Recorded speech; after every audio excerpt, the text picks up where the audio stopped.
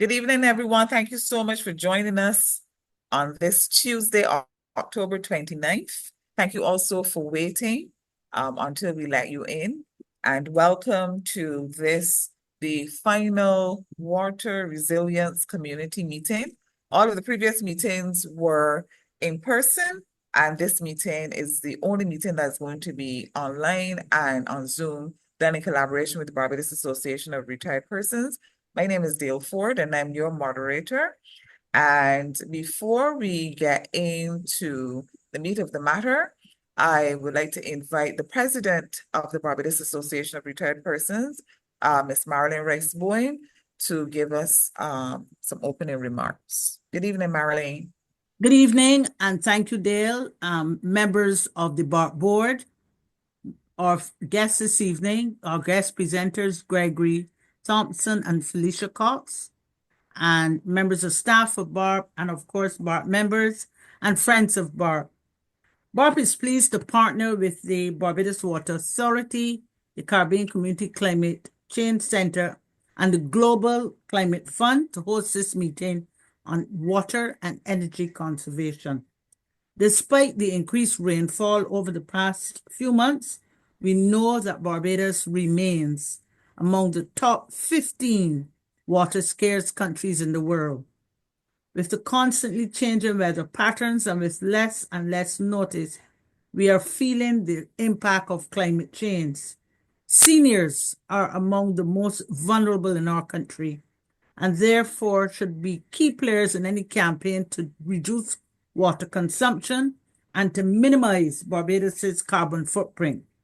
Many of us know firsthand how to use water wisely because in our youth, several homes did not have indoor plumbing and we bought water from the standpipe on our heads, sometimes while lifting a bucket in each hand. Not only did it give us good posture, it also taught us exactly how much water we needed to cook, wash, and to bathe with. We look forward to receiving the information being shared with us tonight, which can help us to effectively conserve water and energy in this modern era.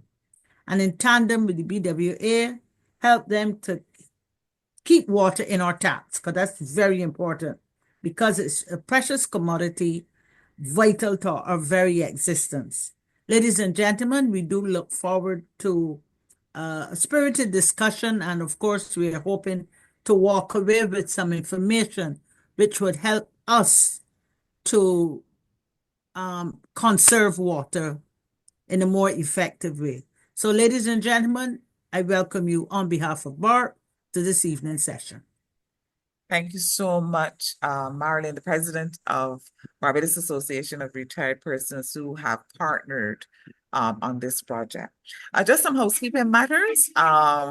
Yes, you hear the loud truck in my background. We just want you to keep your microphones muted. There's going to be a session for questions and answers. We do want to hear your comments and suggestions. We're also going to have some quiz time, and you get an opportunity to win some cash prizes. So we ask that you pay special attention and listen attentively to the presentations. And we want you to stay on topic, but of course, we know that there are other issues surrounding water, and we have a very able panel to be able to discuss that. We have Felicia Cox, who's going to be speaking first, specifically on water, the nexus between water and energy, and Gregory Thompson, who is from the Barbados Water Authority, who will speak to us primarily about how the Barbados Water Authority operates and conservation.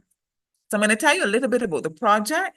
It's called the Water Sector Resilience Nexus for Sustainability in Barbados. That's a mouthful.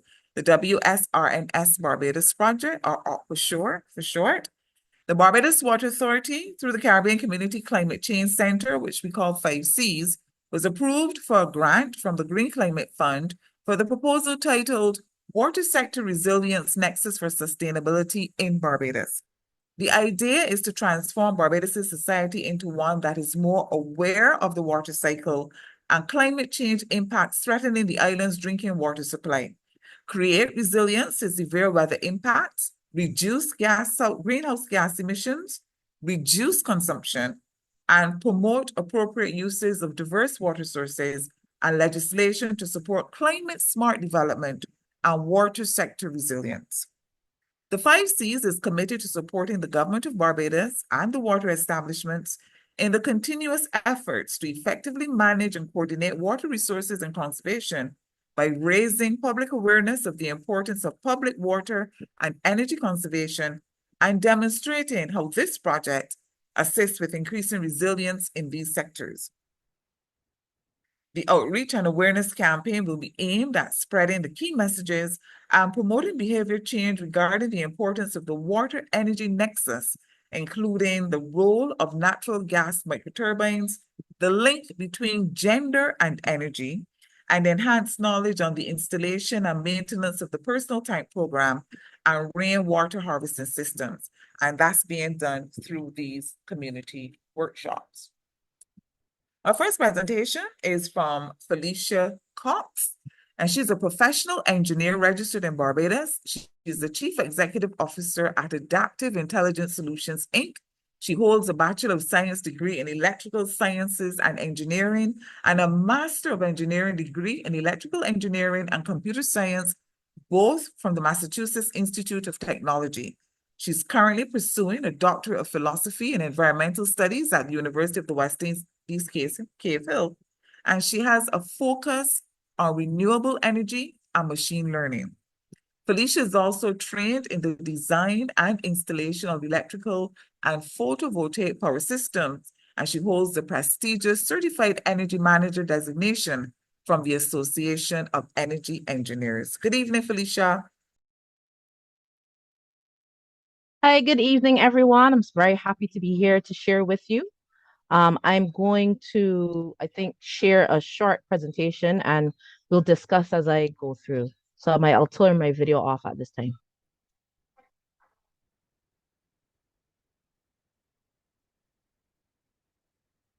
So as Dale would have mentioned, my job this evening is really to help you to understand how water is related to energy. That's really what the fancy word nexus relates to. What's the relationship between water and energy? To understand that, we first have to understand what energy is. And in science, we tend to define it as work or the ability to do work. And we should all be fairly familiar with a number of sources of energy, like the sunlight. It gives us heat and light, and we've used it for drying and cleaning. When the wind moves, we've harnessed it to move goods, to move us. And we also have food. We use food for our bodies, and our bodies would eventually fail if we don't have it. So we know that energy is crucial to us in all its forms. And in the water sector, it's just as crucial because whether it's used for sourcing, for transportation, or for sanitation, energy is used throughout the water distribution, sourcing and distribution cycle. Now, before we had integrated systems, we would often see things like wind-powered water pumps around Barbados. It's to the point where one of our biggest financial institutions has the main veins of the water pump as its symbol, right?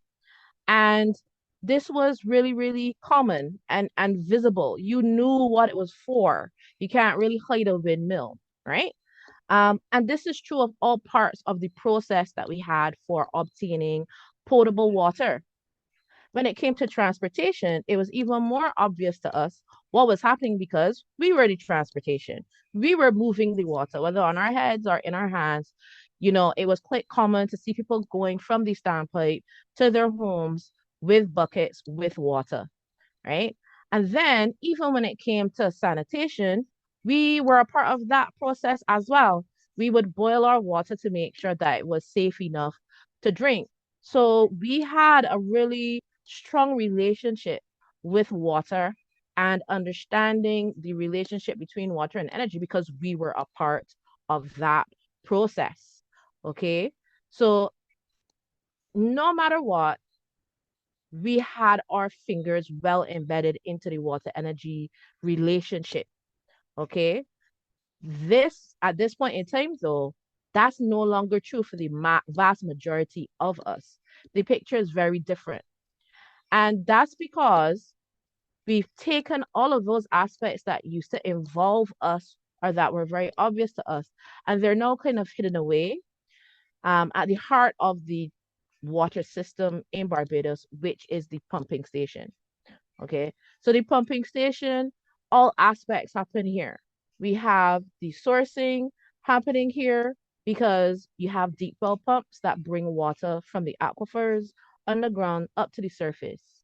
We also have sanitation happening here because we have chlorination machines now, which help to eliminate any bacteria that might be in the water. And then when it comes to transportation, it's via pipe. And if it needs a bit of a boost, it might have a long distance to go. You might find that there are booster pumps in the system. But if you think about it, each and every one of those processes, it still needs quite a bit of energy. Now, imagine all the other components that these days tend to be incorporated into systems to ensure reliability. You have monitoring and control because you want to make sure pressure and flow are good. You have lighting for security, for worker safety. There's going to be telecommunications as well, so that different parts of the system are able to communicate with one another and work together. And all of these different aspects actually need energy and usually electricity in order to work. Now, when it comes to climate change impacts, that's actually creating even more of a challenge, right? So over time, you didn't used to use a lot of water. We used to be very water conservative because we had to transport that water, and that took a lot of energy, a lot out of us. So when we got the water home, we were always really careful with our water use. Now that we have everything directly in our homes, we are not as conservative as we used to be. So over time, with a burgeoning population, Barbados started to outstrip what could be replenished in the aquifers. And then with losses in the system and now increasingly with climate change, we've had to add more than one desalination plant, it takes water primarily from brackish wells, so that's salty but not fully seawater, salty water, and it converts that into drinking water for us. The challenge is that these are reverse osmosis plants, which is an extremely energy intensive process and a costly process. So, the cost here in Barbados, if with what we're doing, is it costs 4 times what we would pay for pumping from our aquifers to be able to desalinate brackish water.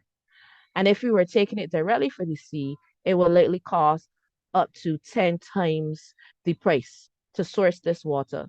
So even if we're just talking about bringing water up from the aquifers, we really do need a good, consistent source of electricity that is a good price. But if we have to increasingly turn towards desalination because of the challenges that we have, then that makes it even more critical to be able to maintain the service of what the delivery of water well into the future. And we all know this is a service that's essential to health, to wellness, and to all of our operations, whether we're talking about businesses, hospitals, etc. So, what was happening in the past? So, whenever you had energy from the grid, you would have water being pumped, right? So Barbados Water Authority would buy energy from the grid, and the cost wouldn't always be, what we would want. As a matter of fact, Barbados Water Authority is the largest single electrical consumer on the island with a bill around $30 million per year. So that's a lot of money being spent. But the other complication is that if you didn't have any electricity, you also had no water. So anytime that there would be, let's say, an accident near a pumping station or an outage in an area, it meant there was no water to be had, perhaps across multiple districts. So what are we trying to move to with this project? So the project is twofold. Number one, we're seeking to install, Barbados Water Authority, I should say, is seeking to install uh, photovoltaic systems at multiple locations. They already have some PV systems installed, but they're looking to expand what they have done before. And they're also seeking to install backup generation, gas microturbines at some locations where there's natural gas, and diesel generator sets at some areas where they don't have access to natural gas. So, what is this dual prong strategy intended to do? Well, in the first place, okay, when you don't have apologies, um, what is going to happen is while the sun is shining, you're going to be selling electricity to the grid, which will help to reduce costs. When the grid is down, what's going to happen is you're actually going to be able to use your backup generation, the microturbine or the diesel genset, and actually produce water. So whether or not the electricity grid is on, Barbados Water Authority will have more control about the supply of water to its customers. Additionally, it's really important for us to understand that while we have a situation where we're often talking about Barbados Water Authority not providing the service that we expect that if there's a leak that they're going to come quickly and they're going to fix it, and there are other concerns, we still do play a part. We can see even in our neighborhoods that persons don't always have a conservative attitude about water. And every gallon that is pumped, there's an electricity cost behind that. And the Barbados Water Authority has to pay for that cost, whether it's a well used gallon of water or not.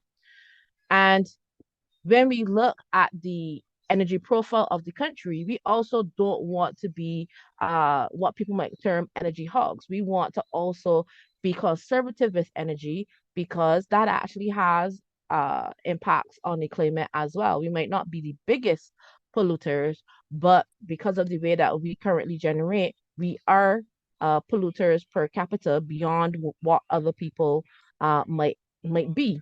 So we do want to have a climate forward approach. And in doing so, we can end up saving money for ourselves.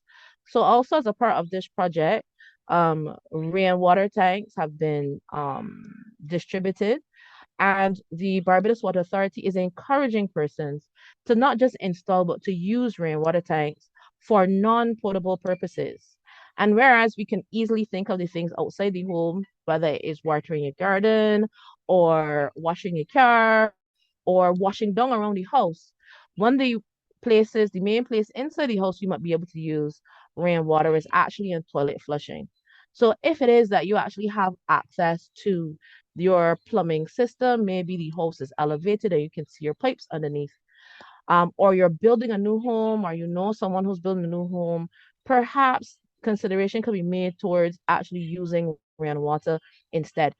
If you think about how much water it takes to flush a toilet, obviously, especially for a family maybe of three, four people, the toilet flushing can actually take use a lot of water. So that is one area where you can save on your water consumption.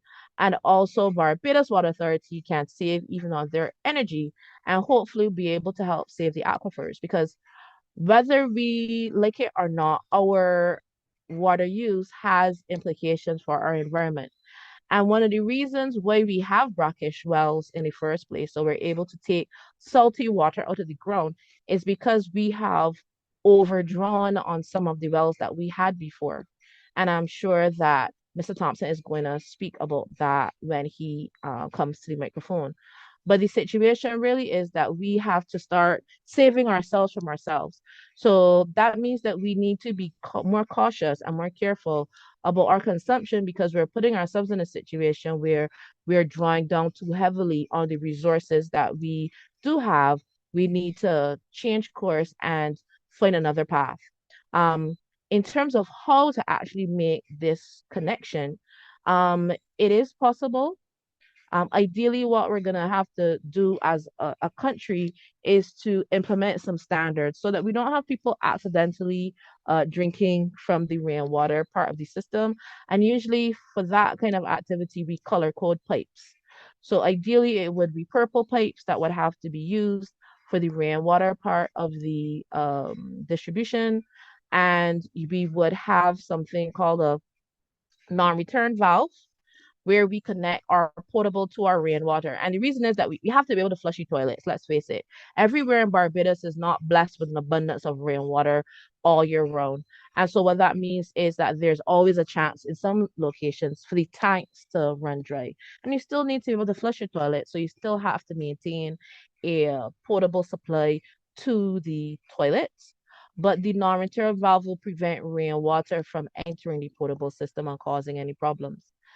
There's other ways that you can look to be saving on water and on energy. And one of the primary ways is to make sure that you're aggressive about looking at leaks. Because if you have a potable tank system and you have leaks in the home, then they're gonna cause your pump to run more often than it should. And it's also going to cause your tank to top up more often than it should, which means you're buying more water from Barbados Water Authority. So it's costing you directly in water, costing Barbados Water Authority in energy, but also costing you directly in money.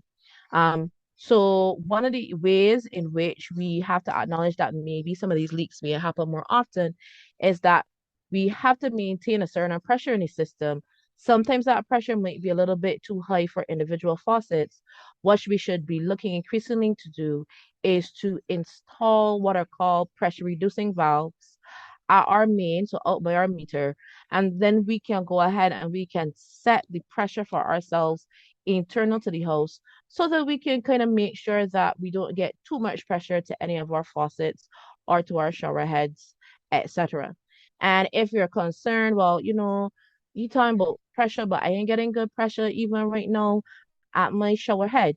Perhaps check and see whether or not you don't have maybe a buildup of lime in your faucets.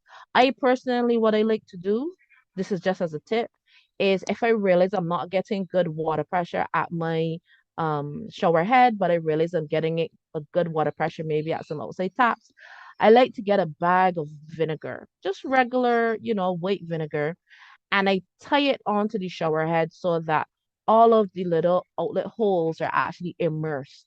And I like to leave it there for as long as possible. Hopefully, over an hour sometimes, depending on how long I've accidentally left it between cleanings. And what the vinegar will do, it will gently dissolve some of that lime for you. You can do the same with your kettle, whether it's electric or one that you put on the stove. The lime gets dissolved by the acidic vinegar. And then afterwards, I guarantee you're going to see a better water flow. So hopefully, if you're not using your rainwater tank yet for anything and you have one, you can operationalize, get a pump and start using that rainwater. And I invite Dale to come back with us so that she can continue with the rest of the session. Thank you and good evening. Thank you so much, Felicia. Our next presenter is Gregory Thompson, and he's the Senior Superintendent of Works in charge of distribution. He's been with the Barbados Water Authority for the last 27 years, and he has extensive knowledge and experience with water quality and hydrogeology. He is trained in aquifer recharge calculations, floodplain mapping, and drainage principles. Good evening, Gregory. Hi, good evening. Good evening, all. First, thank you for having me here at your meeting. It's a pleasure to be here and to be able to address you. So this evening, we're going to have a conversation about water conservation. Now, what is water conservation? Conservation, as listed by the Oxford Dictionary, states as the prevention of waste of a resource. Now, as we know, water is one of the most precious resources that we have available. Without water, we cannot function. Think about the number 70. And this number may be close to the heart of some of you here at BARP. 70 is the lifespan that you were given to live by God in heaven, 3 score plus 10. 70% of the earth is covered in water. 70% of your body is made up of water. All your organs, your tissue, and so forth, 70% is water. As well as 70% of your normal daily activity needs water. I'm talking about washing and cleaning. I'm talking about cooking. I'm talking about drinking and food preparation, as well as feeding. So we can see that 70 is a very critical aspect in terms of our day-to-day operations. And water is one of the most critical things that you can ever have. Persons who have had sustained periods without water, after Hurricane Elsa, we had prolonged outages in terms of power, which also caused a lot of persons to be out of water for extended periods. And what happened? A lot of persons then were not able to actually be able to get access to water. They required water tanks or purchasing of water. So then we understand how important it was to have water and be able to get water coming to you. Now, water conservation. We will start from talking about our water uses. In Barbados, we tend to have developed over time. Our lifestyle now in 2024 is very different to what would have been happening for us back in like the 1940s and 50s, way before some of our time. But back then, we would have had the water. The water was accessed by a standpipe. One standpipe in the village, or sometimes it may be a village away. So persons would have to go to those standpipes to catch water. And they would catch water for usage in the household, water for bathing. And then you also, as he was saying, is for watering of stock. Many persons would have sheep and cow. So you had to head water, as he's saying, is take water for them because they can't bring water for themselves. So persons would have to bring water for them. Back then, with that one standpoint, that allowed for a lot of social interaction between persons. Persons got to see persons they didn't see for a long time. And the occasional person would pick up a tussle back then. I used that word last night. A lot of persons were surprised I knew that term, a tussle. But that is how a lot of husbands met wives and wives met husbands, boyfriends and girlfriends, and relationships were formed. Over time, people started to get a bit more affluent. So then person started getting a tap in the yard. You had one pipe inside your yard. So when you had that one pipe in the yard, what would happen? That water now was coming a little bit closer to you, a little bit more accessible. So then you were able to catch water for the purpose of cooking, cleaning, washing, right there in your yard. Then time changed again. Persons were then able to actually access waterborne facilities within the household. So you had like a one shower, toilet and bath built on. That was a big thing. And you had the kitchen sink. So you have that and still just one pipe in the yard. Then now a bit more affluence again. Persons started getting two baths, 2.5 baths, as the saying is. So there was even less reliability on bringing water. The water is right there, even brought closer to you. With that affluence, what has developed now is more wastage because persons know you don't have to be careful or mindful of that bucket of water that you walk with it easily and you throw away some before you get home because it was right there. You put in a small shower head in the shower, but then you see, you're going to the store. At that time, it wasn't the cost of money. It was Manny Wilkinson and Channel and they started bringing some nice fittings from overseas. Some nice shower heads. They got some shower heads, reinforced shower heads, they call them, almost as big as the bathroom itself. Then you wanted a jacuzzi shower. There were the rage back in the 80s going into the 90s, early 2000s, a jacuzzi shower. Persons were able to lie down in these jacuzzi showers with a little bubble bath and feel the jets of water on their skin. Especially after you had a hard day's work, a hard week. you take that little jacuzzi shower, you feel invigorated, but it uses a lot of water. No, there are showers now that you go inside, you close the enclosure, you got jets of water coming from all angles, from the top, from the sides, even from the bottom coming up sometimes. And those use a lot of water. But we are not cognizant of the fact that we're using so much water. What we think about the fact that we are not having to bring that water. The water is there. We only worry about it when we see our water bill. So then what happens now? We have less persons being mindful of how they use the water, greater demand on the resource. Barbados has developed into a more of a tourism-based economy. We got tourists coming from all parts of the world. And when the tourist comes, he expects to have care and comfort, water. It's very hot here in Barbados, and regular showers have become the norm. When the tourist comes here, he doesn't care about shutting off the water. He just let the water run because he has access to it. So then what happens is a greater strain on the resource. Back in the early 90s, we were using across the whole width of Barbados 23 million gallons of water a day.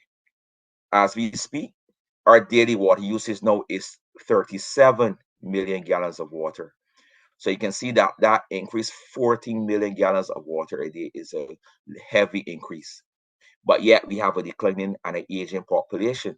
So what is happening with that water? That water is being quote unquote wasted.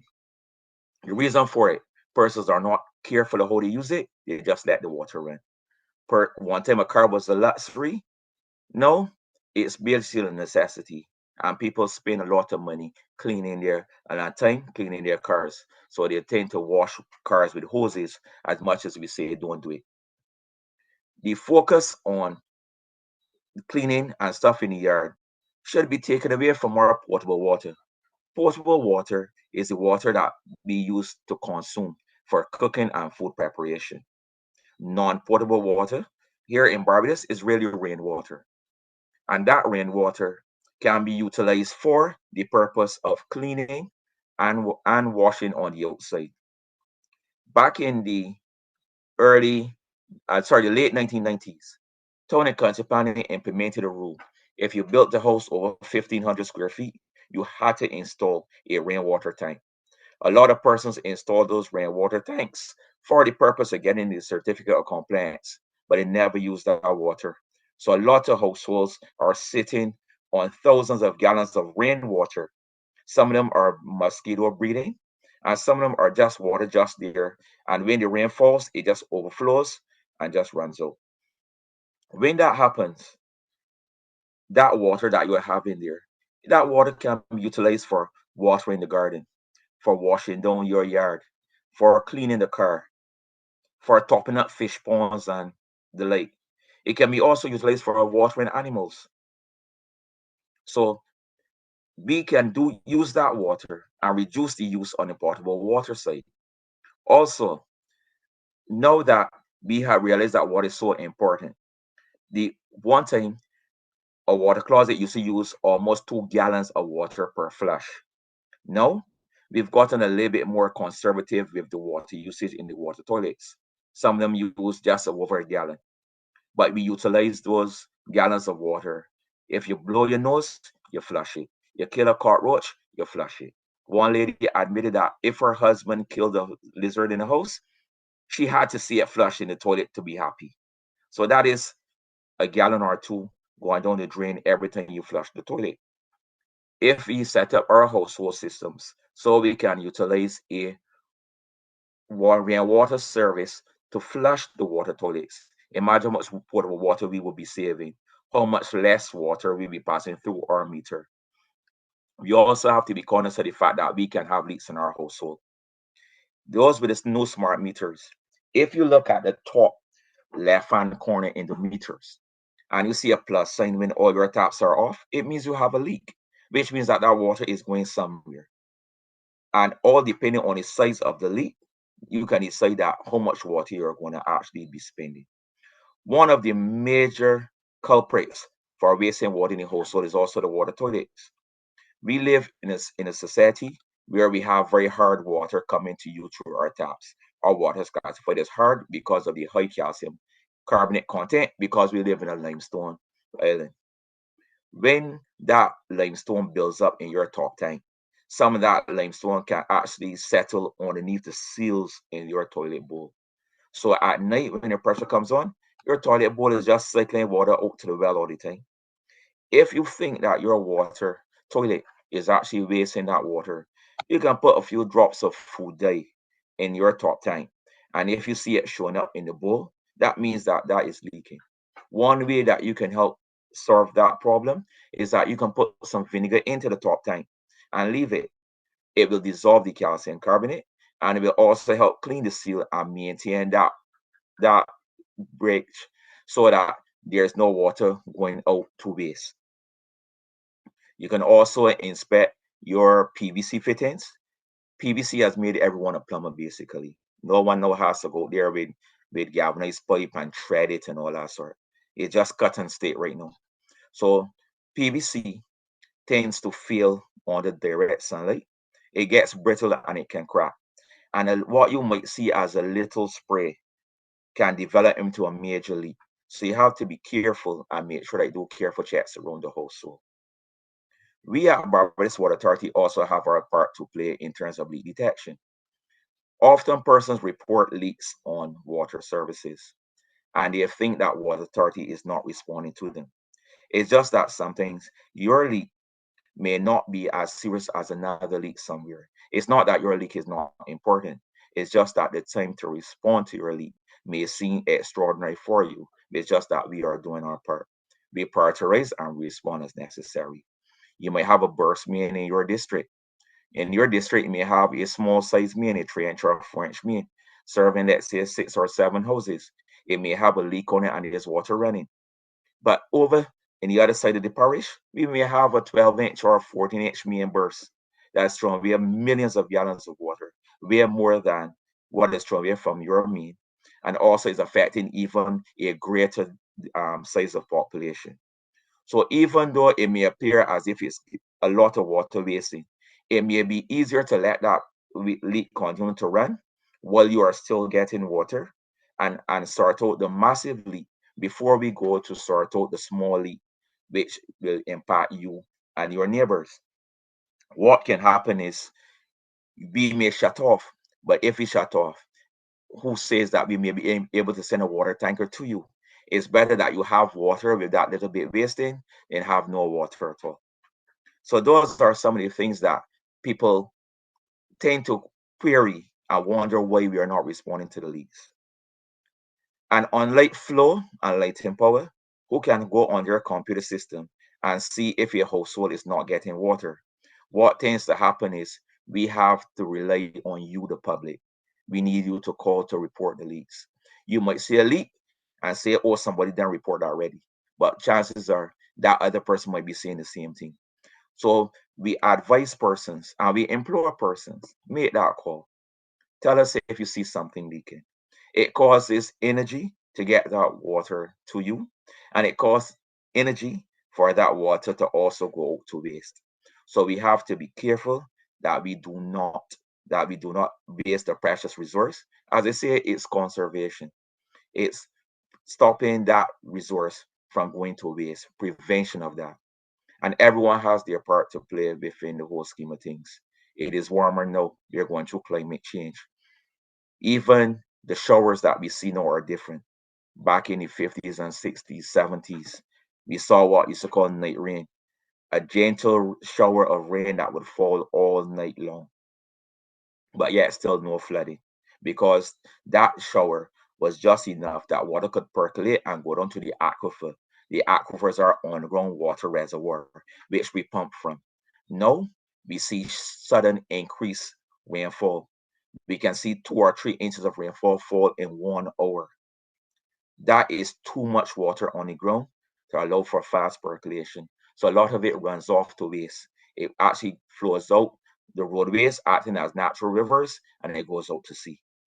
The water courses, we cannot say that we're going to dam the water course and stop all the water from flowing because some of that water has to go down to the shoreline.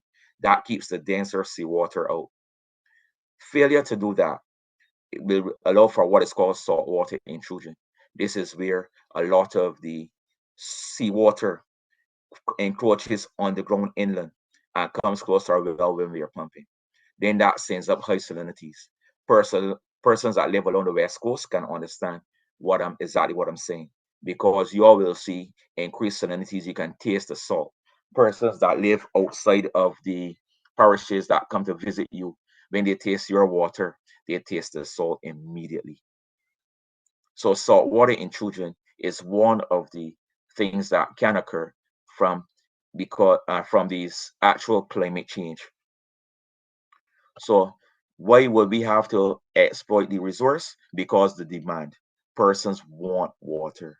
We cannot say that we're going to reduce pumping sometimes and persons not getting water.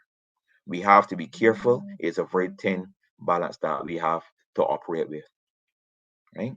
So with that, I'm going to say thank you for hearing, and I'm going to stand by for your questions, queries, comments, and concerns. Thank you very much. Over to you, Dale. Thank you so much, Gregory. Thank you to Felicia. We now hand over to you, who've been listening to Felicia and Gregory for the last maybe half an hour or so.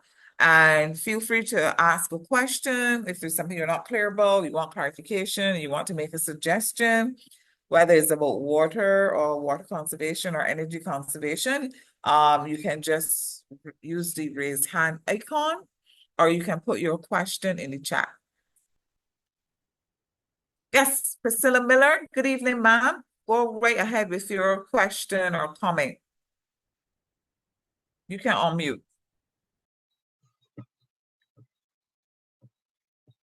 I think you have to unmute her.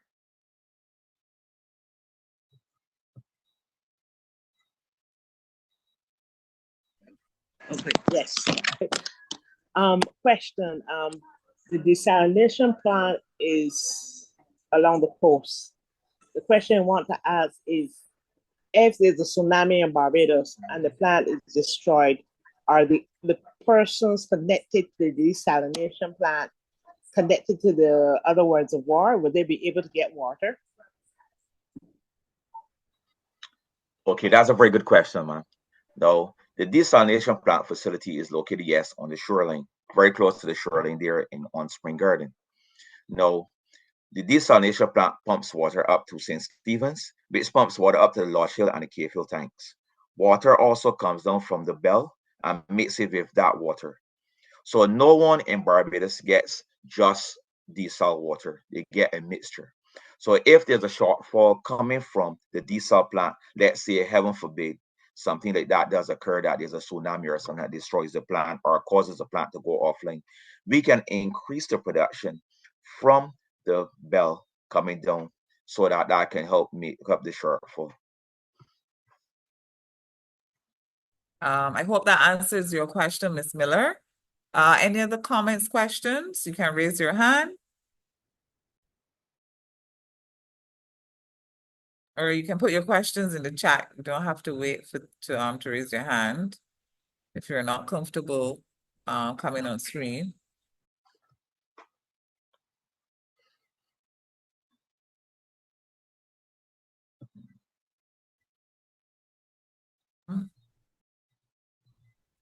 You know, the mute button still gives me trouble after all these years. Anyhow, Gregory, you know, some people, yes, okay. Good evening, Dale. The BWA has a facility at Lakes Folly Cheapside. Is there solar panel system there in operation? And is there a battery storage system in place? Okay, that facility there at Lakes Folly, what we see there in terms of these solar panels, they actually supply to the grid. They supply to the grid, and there's not really a battery setup, but it just goes directly to the grid right now as we speak. So we supply lighting power directly from that location. Just for your information, so far as I'm aware, there are no active battery systems supplying the grid in Barbados other than the one that is owned and operated by Barbados Light and Power at Trenton St. Lucie. Thanks so much, Felicia. Any other comments, questions, queries, suggestions? Gregory, one of the things we always do ask you in the meetings is if you can explain. I know you gave a little explanation on what is an aquifer, but if you can explain to our audience what an aquifer is and how water actually gets in to the local aquifers, I think that will help our audience to get a better understanding, because we know that some of the questions are that you touched on a little bit. Why y'all's got all this water on the road? Say Barbados is a water scarce country. Why y'all don't dam the water? So if you can just explain what an aquifer is and how it works. Okay, so Barbados is not is technically an Atlantic island because we sit on the North American plate. How we sit now, there's something called plate tectonics at work there, where the Caribbean plate is subducting the North American plate, and so what is happening is that material that came down from the rivers in the South America formed what we call the oceanic cover. It's called an accretionary prism, and up is formed like a triangle, an inverted mount of the oceanic material. Over time, the coral limestone would have settled on top of that, and then we have something called uplifting, where the island would have risen out of the sea over time. Now, the oceanic material is highly impervious. It's highly impervious, so water takes forever to move through that. But the coral limestone that we have is highly porous. So when we have rainfall and that water falls on the surface of the ground, water goes through the clay. The clay is what we call the mud on the surface first, and then it goes through the rock, the limestone rock, and gravity causes the rest. So it goes down through the coral limestone. Coral limestone in Barbados is what is classified as karst, Karst, which means that it has a high number of fissures, cracks, and crevices within it. Water is a very good solvent, so water makes its way through these cracks, sometimes wider than even wider. That's why we will see Harrison Cave and those areas have been established over time. As that water goes down now and it reaches the what we call the base of the coral, just on top of the oceanic layer, it can't go no further down in any hurry. Then it forms what is called an underground reservoir. The upper highlands, like say St. Thomas, parts of St. George, and coming around Upper St. James, acts as the barrier on the eastern side of the aquifer. But on the western side, the denser seawater then acts as the barrier to prevent that water from flowing out to sea. So we have what is called an unconfined aquifer because there's no layer on top of that that's confining the water that is an impervious layer on top. So then what it does, it creates an underground lake which we would pump from. So that is really what an aquifer is. I hope that helps you there, Dale. All right, we do have two questions. Given the major expansion of housing, hotels, and commercial building in Barbados, does the Barbados Water Authority have a plan to meet the demand? Okay, so in terms of the demand, we look at what is the shortfall. Where is the shortfall happening? How is this water actually happening? Now, in 2000, in the early 2000s, this is when the desalination plant was installed there at Spring Garden. And this came out of the drought situation that was occurring in the late 90s. 1996, 1997, we were going through what is called an El Nino. This is where we had high temperatures, low rainfall, but the demand was going up. So the ability for Barbados Water Authority to meet its mandate of supplying potable water was heavily under pressure. After careful analysis around the island, it was found that the Spring Garden site was one of the ideal sites for a reverse osmosis plant. And after careful hydrological study, a lot of that work actually went into determining that that was an ideal location. That area is not called Spring Garden for nothing. There are lots of underground water flowing there. That water there, though, is brackish. So the plant there at Spring Garden is a brackish water reverse osmosis plant. So this is where it's a mixture of fresh and seawater that we are pumping there that goes through the reverse osmosis process. The energy and the cost to produce that water is 4 times what we use at our regular well sources. If we wanted to use a full seawater plant, those figures can go up to 10 times the cost. As you would understand, the seawater is even denser. So then it needs a lot more pressure. It needs a lot more power to generate that pressure to allow for that reverse osmosis situation to happen. A number of sites were established around the island. Some places like Ealing Grove, Gibbs's and St. Peter. Those were areas that were examined. And if you look at those are areas that have some kind of marshy or some kind of swampy allocation to them. And those were areas that were earmarked as possible sites for desalination plants to be placed. And they're talking about reverse osmosis brackish water plants. Those are areas that can be considered if things got really bad and we really needed. Also, Chancery Lane, all those areas which were originally swamp areas.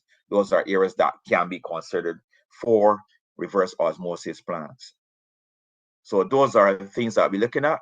But if we do have to go that road, one thing that's going to happen for sure is that we're going to have increase in water rates because the cost of producing water from those is going to be significantly higher.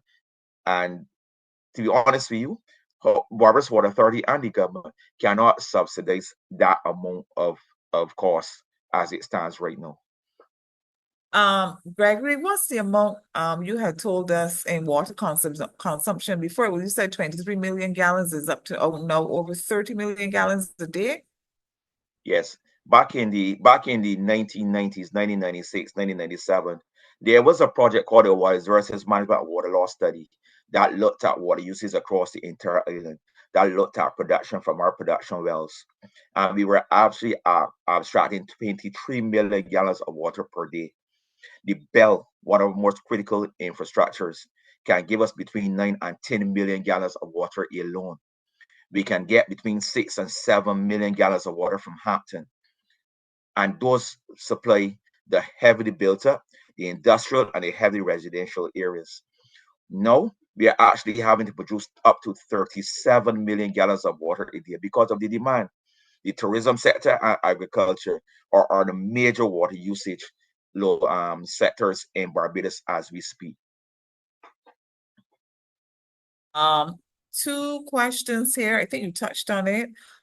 First one, since the first desal plant appears to be working so well, is there any consideration to building another one? Right. So we would have touched that where we would have looked at because we have to do environmental impact assessments. We have to look at sustainability and feasibility studies. We also have to make sure that when we develop these plants, that one, that we can maintain them, and two, that it does not create further harm to the environment or it does not destroy the ambience of residents who live near there. So that is something that is happening in terms of how we can put plants into production. All right, is the Barbados Water Authority placing emphasis on compliance? Example, when the BWA sees drastic changes in water usage at a residential property, why doesn't the BWA check with the household to raise questions, conduct investigations, rather than simply issue unusually high bills? No, apparently the billing process, that is something that has been the bane of the Barbados Water Authority. A lot of persons are actually getting some unusually high bills, but usually an inspector would come out and then those bills are properly investigated. Usually, computer systems sometimes have the mind of their own and they would generate bills. If a reading is not taken, they would generate what is called an estimated bill. But we have inspectors who come, and sometimes what can happen is you can get a letter or call asking you to check your water usage if that reading is justified and it is seen as a very high reading coming to you at the household. Gregory, one of the common questions as far as leaks are concerned, people seem to think that Water Authority is going to send out somebody to check to see if your house has a leak. How does the checking of leaks works? Whose responsibility is it? Now, the Barbados Water Authority has responsibility from the water main to the meter. Anything after the meter to the household is really the onus on the household to make sure that they're doing their checks. And like I said, smart meters, look at the plus sign in the top left hand corner. If you have everything off in your household and you see that plus sign, you know that there's a leak. We can provide technical advice on how to look for leaks, but we are not the ones who would really come into your household and do leak detection. We do not provide a leak detection service for householders, but we can recommend you to some persons who actually do it as well. But we don't come into the household and do it. The onus is really on the householder. I remember you were talking about when we were advising some of the audience members about how to check for themselves. Yes, you look for the plus sign, but you were saying putting the dye in your toilet tank. How does that work? Okay. Now, as I would mention earlier in my presentation, the toilet is one of the main culprits for wasting water in the household, especially at night when the pressure builds up. If a little bit of calcium gets underneath that seal on that flapper, that allows water to run all night. And sometimes if you're quiet in the dead of night and you hear your toilet running, you know that is the culprit that's going on. When you place that, when water comes to your top tank, you flush the toilet. That is what goes through and cleans your toilet. It dismisses your waste.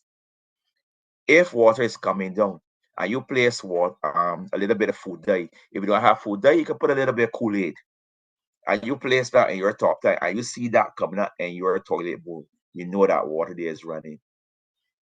You know that something is running. So you know that you have to look and see how what is causing that issue. Sometimes the flapper may be, as I said, it may be some lime scale, or sometimes you may just have to adjust the actual flapper. Sometimes it may be the float may be sitting just a little too high and allowing the water to run through your overflow.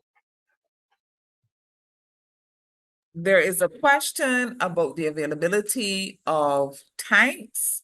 Alex Ferguson says, I was late, so I may have missed this, but there's about BWS subsidized water tanks. Now, under this program, the WSRNS Barbados program, there was distribution of water tanks across various sectors. So there was water distribution across 19 community centers, 114 farms, 2,316 households, 19 polyclinics, and 67 schools.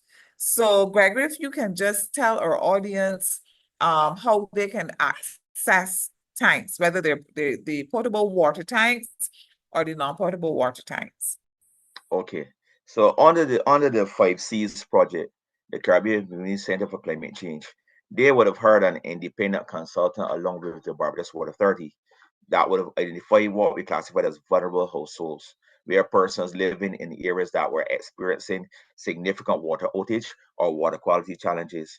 And they identified these households and they were actually got potable water tanks installed at them. Now, in terms of the rainwater tanks, farmers and so forth were the ones that was the target grouping who actually receive those actual water tanks. Right now, I see one of our colleagues, Ardif Burgess. She is one who can really give us the inputs as it relates to the actual rainwater tank system. So I will allow her to speak on in regards to that, Ardif.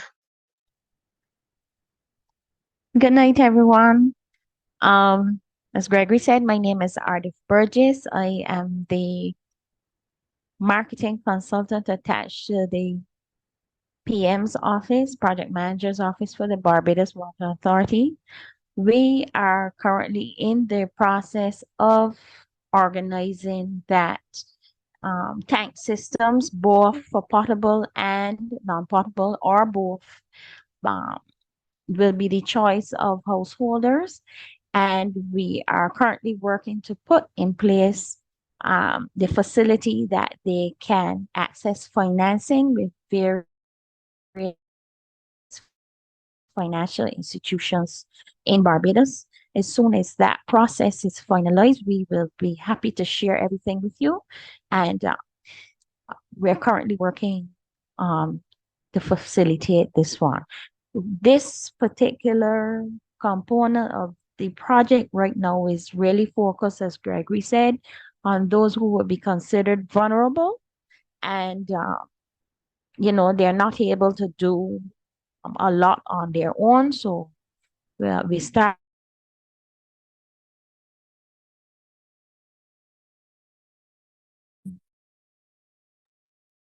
with.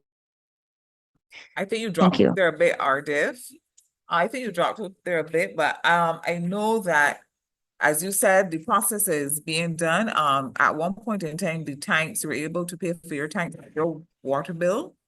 Mm-hmm. So if you want to get some more information, as Ardif said, you can always call the Barbados Water Authority's customer service. Do give them a bit because, as Ardif said, they are working to put it all together, and the information is going to be on social media and mainstream media coming up pretty soon. So in another few weeks or so, maybe a month or two, you can call Barbados Water Authority's customer service at 434-4292.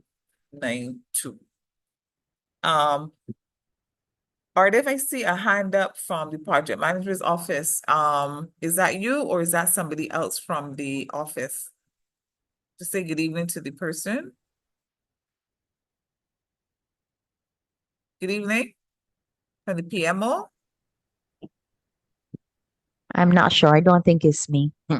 Okay. A Hello. hand is up from someone saying PMO. Good evening. Hi, Hi, Euclid Nurse Project you Klein. Coordinator. How Hi, are you? I am good. Good. Sorry, Yes, I may have spoken over when you said your name. Could you just give us your name and title again, please? Euclid Nurse Project Coordinator, PMO Office, Water Conservation. Yes, indeed, we are working on the tank program, and we are looking to start that program in January. And we will facilitate the vulnerable people, also persons who are able to make payments through the financial institution or make an agreement with Barbados Water Authority where they will pay on a monthly basis. All of that is being arranged at this moment. Thanks so much.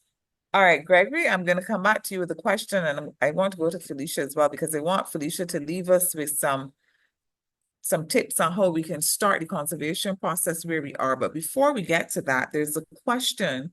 How easy is it to channel rainwater to your toilets if you already live in an established house and your house is not elevated, so you can't see the plumbing underneath? Okay, that is a good question. In terms of the retrofitting of an existing property, careful and deliberate assessment must be done on that plumbing first, because you have to make sure that you do not have that rainwater, the non-potable water, mixing with the potable water streams. So ideally, it will cause for some degree of technical assistance needed. There are a lot of engineering options available where you can go and you can actually get that assistance in terms of that technical advice on how best to go about it. Your rainwater tank may not be a non-exhaustive approach, so you may still need some degree of potable water to be able to reach your toilets. So it may just be a situation of manifolding and allowing for some the options to be if the rainwater system is exhausted, that you can still be able to flush your toilets with potable water. But it's nothing that you should undertake unless you have the technical advice. We have quite a number of engineering um, solutions.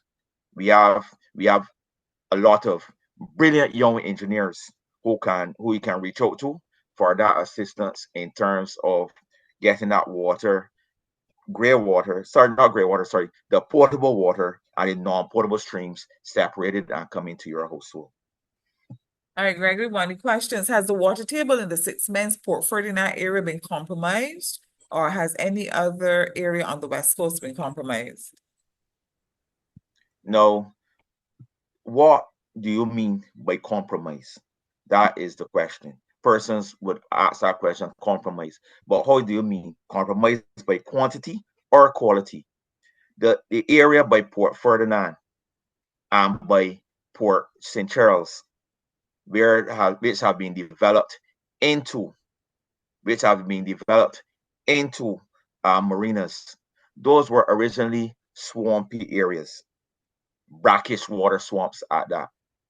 So the dredging, which removed any solids, did not impact on the aquifers in terms of lowering the aquifers. I hear persons making a statement that how Fontaine they put on Port St. Charles, they have burst the water and allow all the fresh water to run out to sea.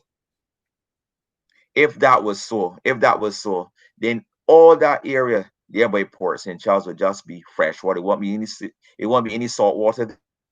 But studies have shown that with the development of the Port St. Charles and the Port Ferdinand marinas, those did not impact on the aquifer. The impact on the aquifer has always been recharge. When there's period of good rainfall, we see good recharge. When there's period of low rainfall or high intensity and short showers, we see low recharge, which shows low water table levels in the wells. The questions have been coming fast and furious. I want to thank Felicia. She's been in the chat answering as many of them as she can. So we're not going to ask the same questions that Felicia would have answered. I just advise you to get some additional information. You can go into the chat and the answers are there. Someone asked if there's any increase in water rates. Shouldn't this be set by the Fair Trading Commission rather by the Barbados Water Authority or the political directorate? And Felicia says, speaking on the correction, the FTC does have jurisdiction of all utilities. It does. So I think most of our questions can be answered. One here, yes, I think that was answered. If the Water Authority can give assurance that households outside of the vulnerable groups have not also benefited from the tanks. And someone asks, can you advise what the policy is regarding capture and use of gray water in Barbados? And Felicia says, speaking on the correction, the gray water requirements still require sequestration of gray water generally. Treated water from tertiary plants may be allowed to be used for irrigation purposes via drip irrigation. Time is against us because we were supposed to be out by 7:30. But I'm going to try to get in as many questions as possible. Vadis Agard asks, how will the special project with the water tanks work for persons who are renting or do not own their own home? That will be you or Ardif. Ardif. Okay, that is I speak subject to correction. That is currently being worked out because obviously you would have to have permission from the landlord in order to have that facility put in place. So we are currently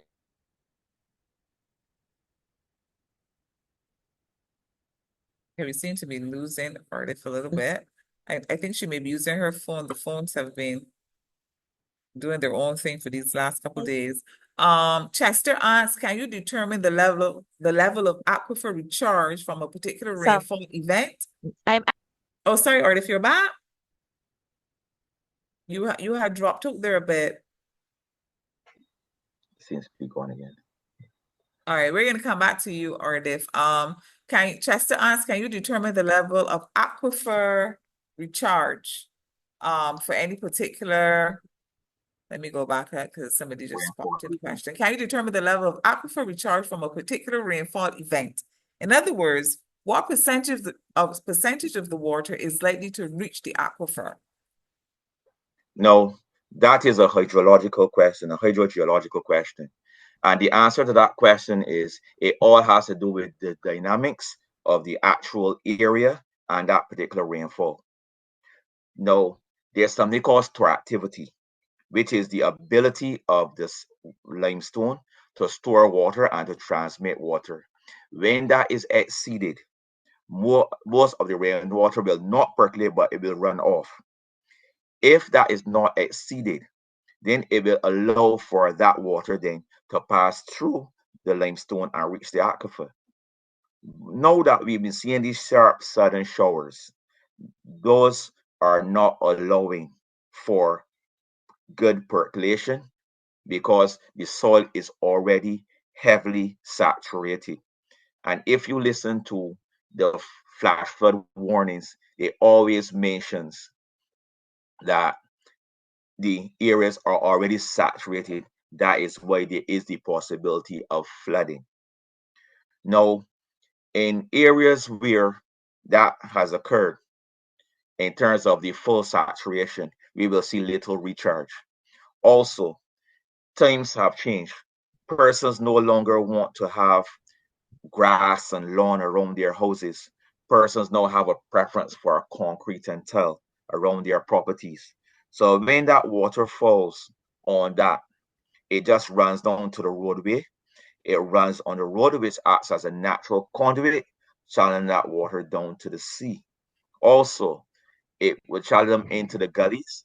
And if there is significant water running down in the gullies, and those gully courses, the floors of them are saturated, there also will be little recharge.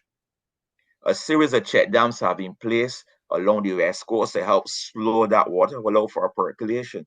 But as we would understand, they are only check dams, they're not holding dams. They do not hold all the water, but they allow for some degree of recharge. So to answer your question correctly, the determination is done based on the dynamics of the area. All right, thanks so much, Gregory. That brings an end to our question and answer segment. If you want to get more information about anything we've talked about tonight, you can also reach out to the Barbados Water Authority's customer service at 434-4292. The Barbados Water Authority's customer service at 434-4292. So we have two questions for our quiz, and this gives you an opportunity to win a cash prize. So the first question, and we want you to put the answer in the chat. What is the main difference between the need, I'm sorry, what is the main difference between potable and non-potable water? What is the main difference between potable and non-potable water? So the first person to give me the answer in the chat wins the prize.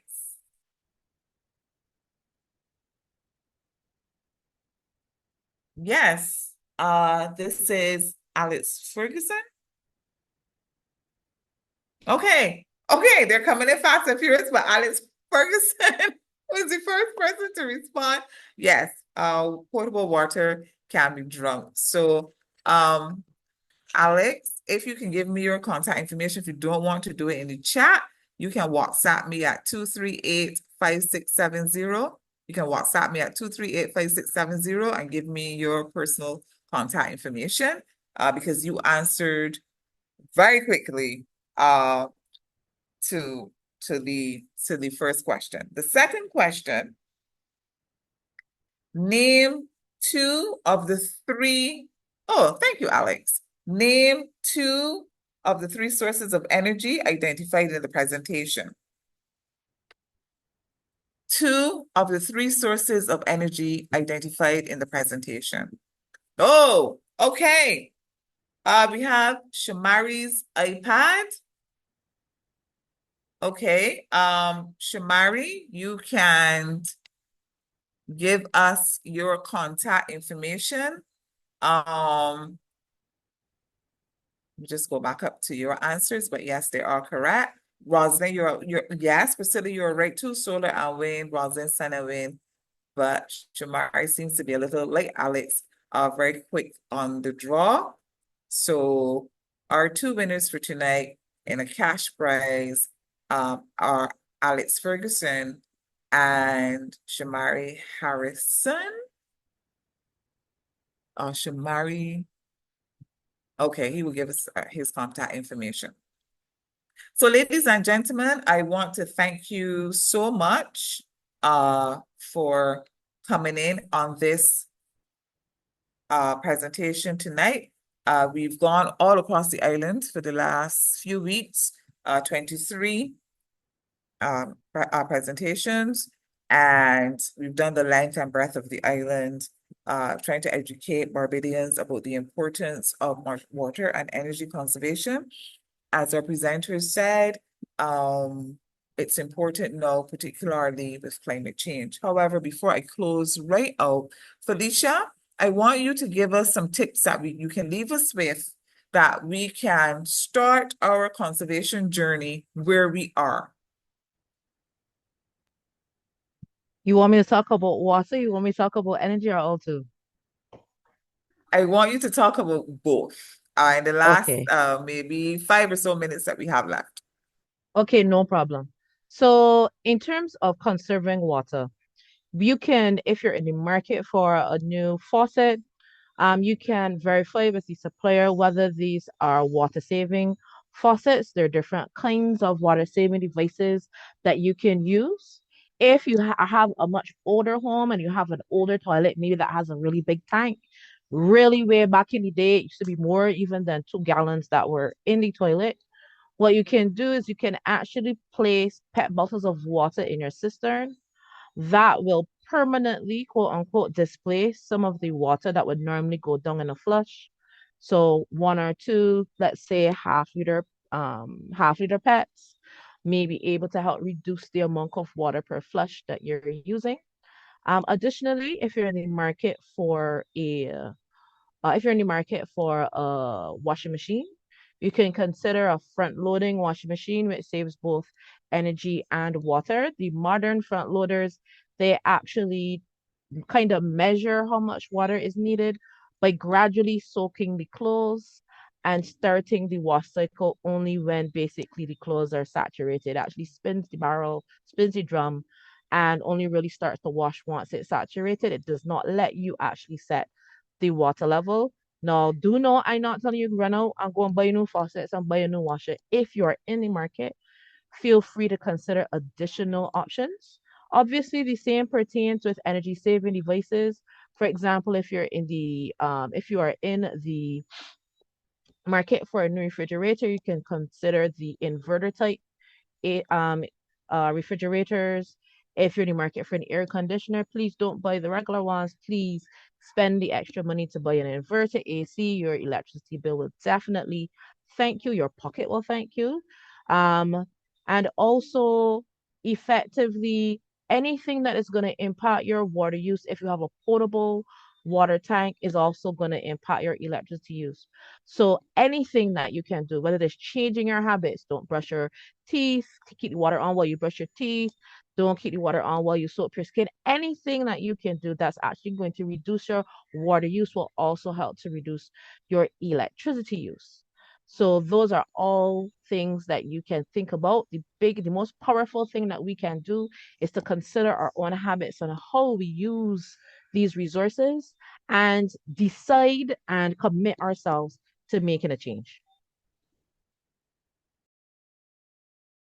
All right, thank you so much. Thank you so much, Felicia. And I want to thank Gregory Thompson as well from the Barbados Water Authority and Ardith and Euclid.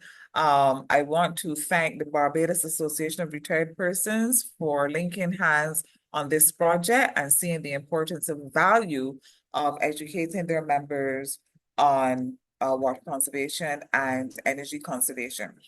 If there is, as I said, any additional information that you want to get, we encourage you to call the Barbados Water Authority at 434-4292. This brings an end to this educational campaign, which I said went the length and breadth of Barbados.